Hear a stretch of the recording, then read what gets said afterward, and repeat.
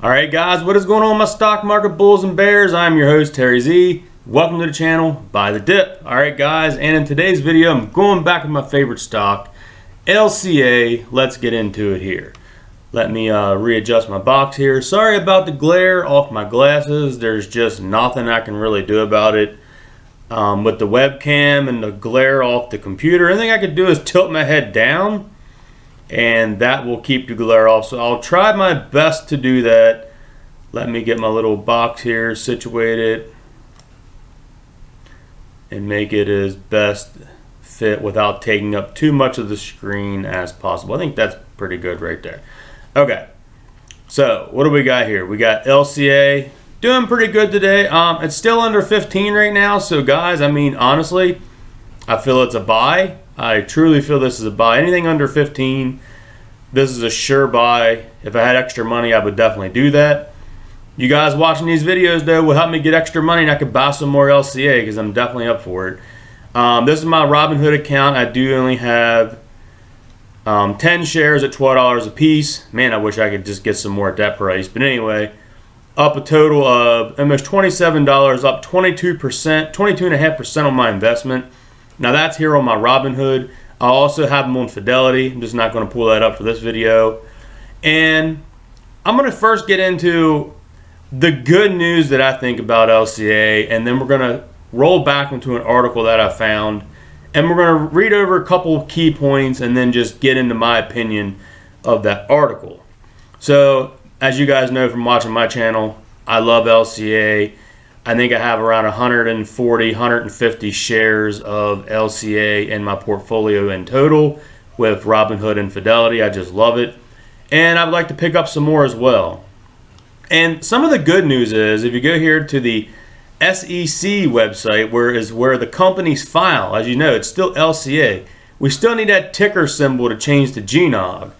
And if you look here under the activity, they had 3 different kinds of activity on the 18th of this month, and then they had 2 other activities on the 22nd. So it's been about a week with no other activities. Now I'm not really sure of what each of these mean. Like, as you can see, the last one here, current report items, and it has account number, and then it has additional definitive proxy soliciting materials and rule.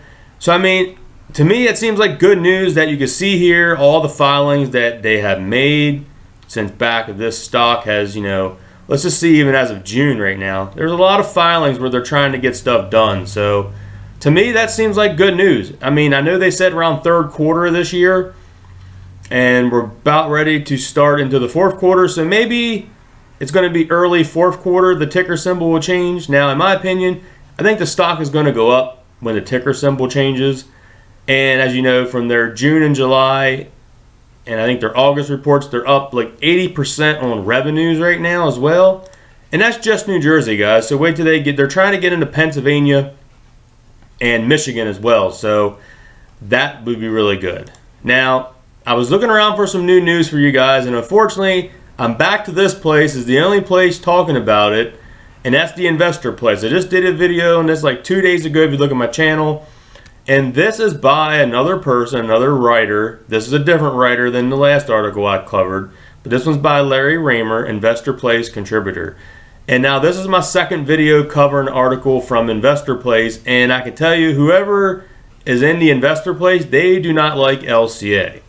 So they are haters on the LCA. They're thinking other places are going to do better. And that's fine. Like I said, I try to bring news, both good and bad, to the stock because, like I said, in order to be a good, not saying I'm perfect, but to be a good stock investor, you have to hear the good and the bad about each stock. And he's not saying that basically this stock is bad in a sense. Basically, as we go over the article, he's basically saying that there's a lot of competition in this field, and he doesn't feel that GNOG will be the top one. I don't need it to be the top one. I just need to double my money, and, you know, I'll be a happy camper. I want to hit that home run. So, yeah, that's pretty much all I want to do. So, you know, when this stock hits like $30 to $35 a share or $40, I will sell my shares. But let's get in this article here. So it says here, let me just find the good stuff here.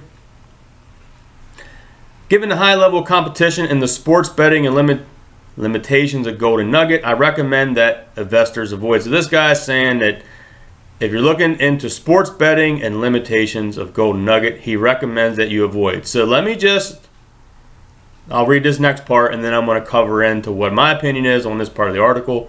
I agree that McCall's thesis on LCA stock, specifically he wrote, other online gambling companies have the size and scale to dominate the market. This player, not so much.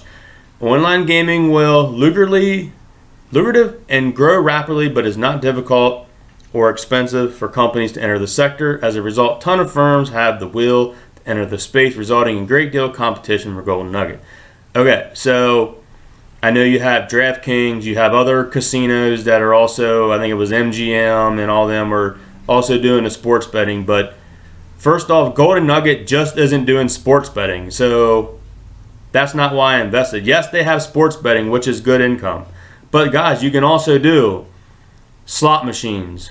You can do live table games. Actually, a matter of fact, let's go right now to Google and type in golden nugget online gaming. As you can see, I search it up a lot. And let's just go directly to their website. Why not? Let's just go directly to their website.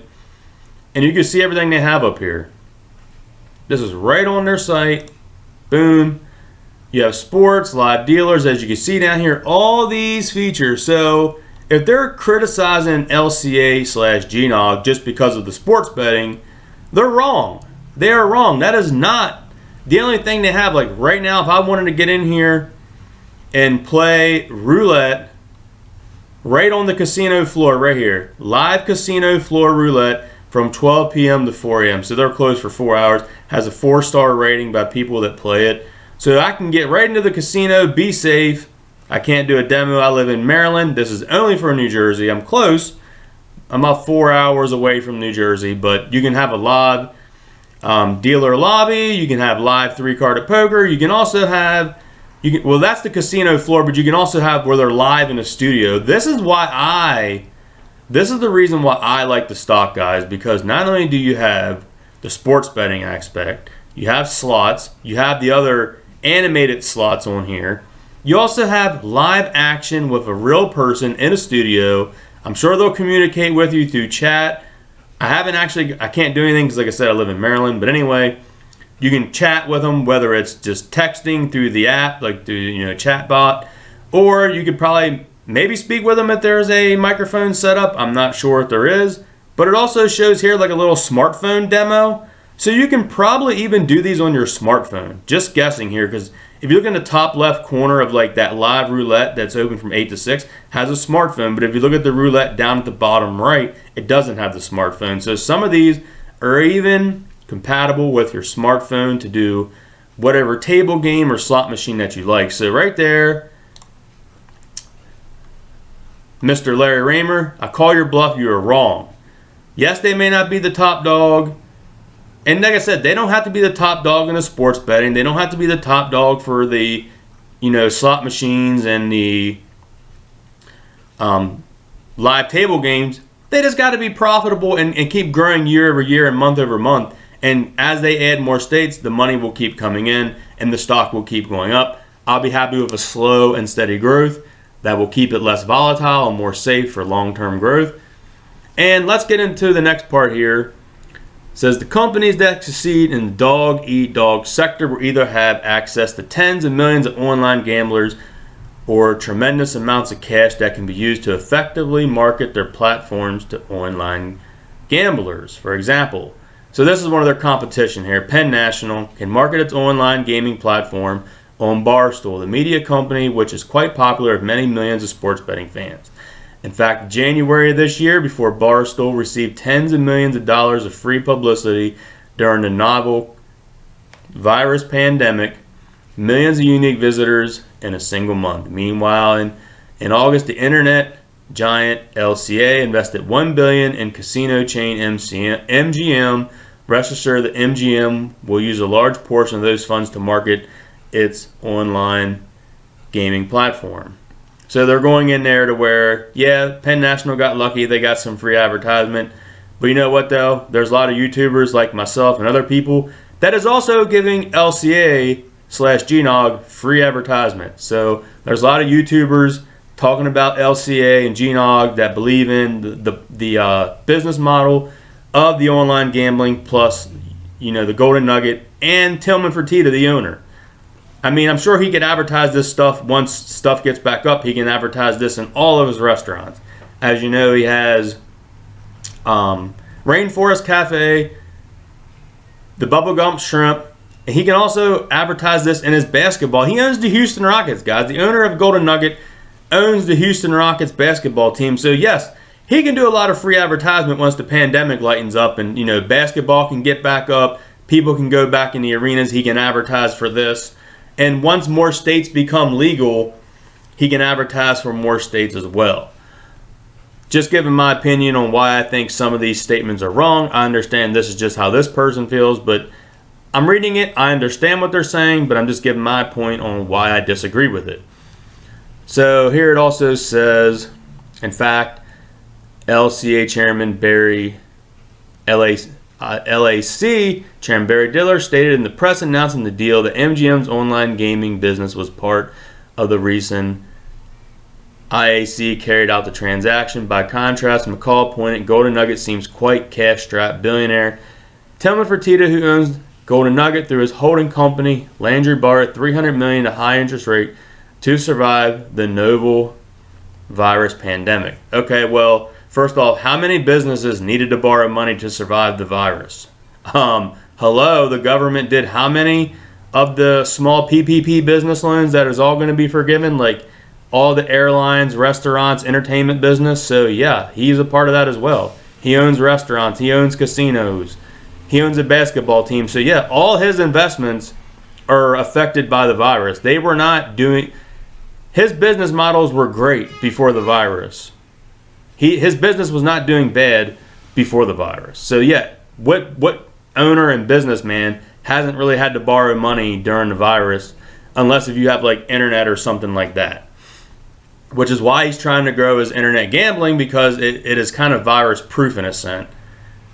Here it says here, GNOG may have the data. Few million people who has visited five casinos or gambled in its app in New Jersey, but many of these people probably enjoy gambling in person more than online. Further, given 550 million market capitalization of LCA stock, that eventual 745 million evaluation of GNOG, the user base GNOG could attract with such a list is not too impressive. Says also, not all of the Q2 results of GNOG's New Jersey online gaming subsidiary, despite the pandemic, which kept so many Americans at home last quarter, operating income came in $8.5 million. Even if its quarter operating income doubles next year, around $17 million, which is unlikely considering expensive marketing that the company will have to carry out, the valuation of shares would not be especially attractive. Okay. So first off, there's a lot of people that, if you listen to the government and you follow the news, there's a lot of people not spending right now. Whether it's they're trying to buy cheap food, they're not buying clothes. There's a lot of retailers and all kind of different, like jewelry, clothing.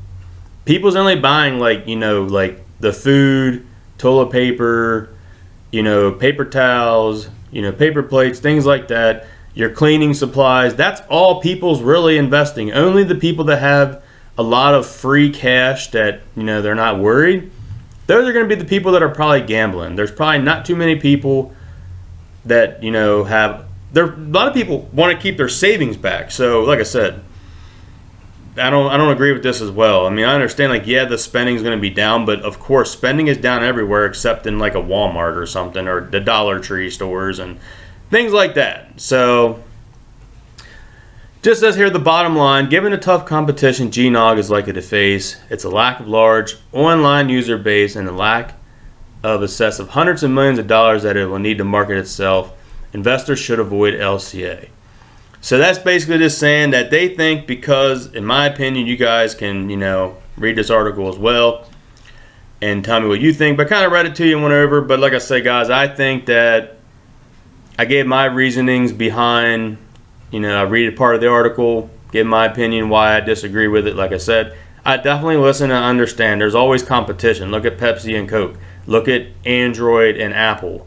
You know, look at Tesla coming in. But, you know, like Wall Street was wrong on Tesla all those years. Tesla was around under $200 a share, and there's like, oh, nobody's going to want an electric car. You know, this was 5-10 years ago. Nobody's going to want an electric car.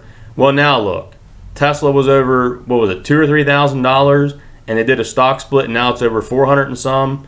So, you know, it's kind of good though to hear and it could be people trying to downplay the stock to get it down so they can get in.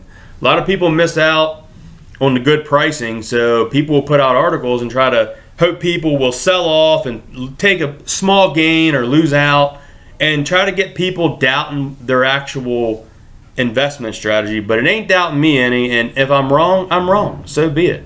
You know, it is what it is. It's an investment. And like I said, I'm looking forward to this ticker symbol change. I can't wait. And if we look here at the 1 year, well, let's do the 3 month. It's been looking pretty good. I mean, it just does what a normal stock would do. I mean, it's new. It just kind of goes, you know, you got it up here. People sell off around the $15 mark. And as you can see here, man, it was on a nice roll.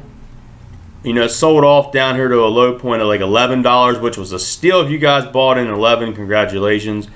Then it went the whole way up to like $16.58. So it jumped up like $5 some. People sold off and went back down to under 15. And in here it's back up to like 18, dropped back down to 17, back up and down. And then there it was like 17, and it dropped the whole way down here, guys, to, let me find that here, roughly right there, $13. And now we're at 14. So I'm thinking now the pattern shown the next wave, when this ticker symbol changes, I believe it's going to go above 17, if not even 18 again. So that would be awesome. I'll be a very happy camper if it's 18, but guess what? If it goes to 18, I'm not selling. I'm holding on to my shares, my 140, 150 shares, something like that. Can't remember what's in my Fidelity account. Like when I invest in my Fidelity account, I just buy it and let it set, and that's all I do. And like I know for LCA, for me, I'm not even going to consider selling until I see this thing close to $30 or above. So until then, I'm hanging on to it. I'm not selling. I'm not doing anything unless I see it above 30. Then I'll consider it. So, guys, I think it's going to be it for this video. Thank you all for watching. If you found this video helpful, I know it was pretty long, but just when I get on LCA, I love talking about it because I'm investing in it. I love it. So, guys, tell me what you think, man. Do you like the new setup with the webcam and things like that? Really appreciate it. So, guys, smash the like button, comment down below. And, guys, remember to always buy the dip.